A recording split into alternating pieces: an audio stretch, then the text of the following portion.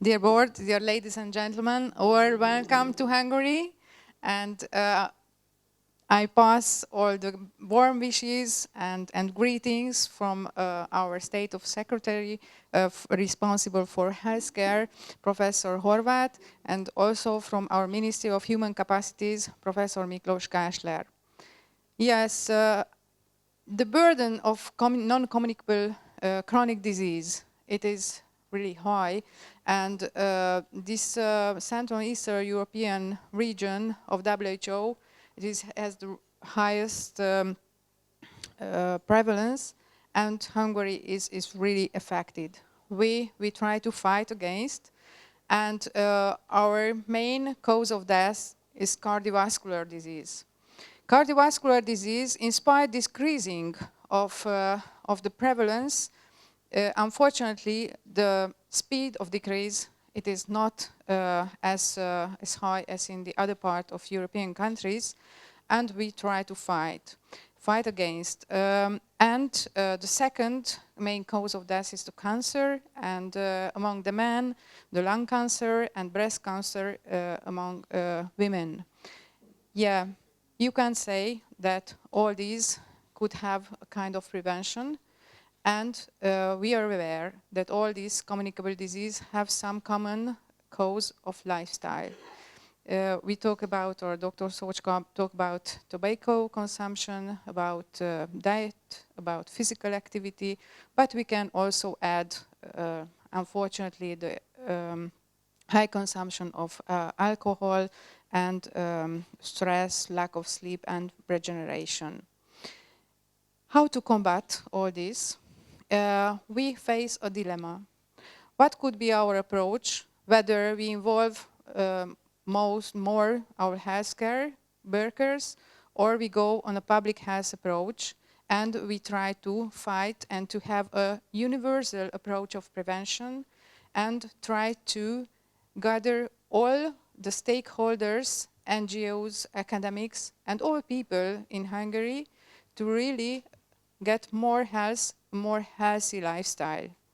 And starting with Dr. Szocska, we have a really quite high political support because introducing everyday physical activity in the schools, from really kindergarten till secondary school and even universities, it makes 1.2 million children to really do physical exercise every day.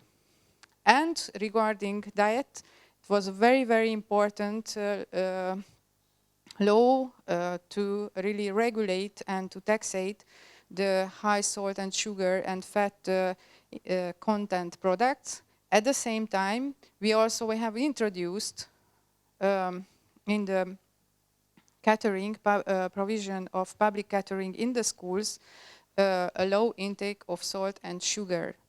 And these provisions, we really believe that are really investment in our future and to really start healthy lifestyle from the very beginning. A part of this, the dilemma of how to provide a healthier lifestyle, it is always whether it should be an individual approach or a community approach. We wake up every day and we have the choice to really live a healthier life or to have bad habits, because all are about habits, and the question is how to make these habits really healthier. So one way is to start at a very early age and to train and to start all this at the school. But the other one is how to support people to choose a healthier lifestyle. And this has to be go very close to the communities. And here, a part of primary health care who has really have to have a preventive approach for prevent chronic disease or to manage those at risk, we support by having offices of health promotion, now around 116, working all over the country, and to support communities to do physical exercise, to have opportunity for healthy diet, to train women, families, how to cook healthier. And regarding the tobacco cessation, unfortunately, we have really high prevalence of smoking, and unfortunately, it is not really changing in men, but really had an increase among middle-aged women, and also starting at a very young age. So going close to the community and try to approach those children at risk who are maybe living in a deprived area or with low health literacy, then we have special programs. Such, just to tell an example of Korányi Institute of Pulmonology, they had a program in conjunction with WHO supporting health visitors to prevent, to make pregnant women to avoid smoking, and not only by them but also in their environment. So really it is another type of investment at a very early stage of life.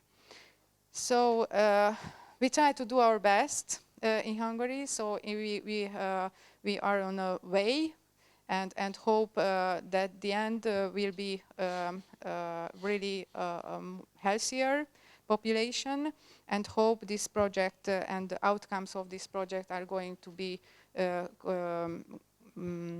having a good impact on our intentions.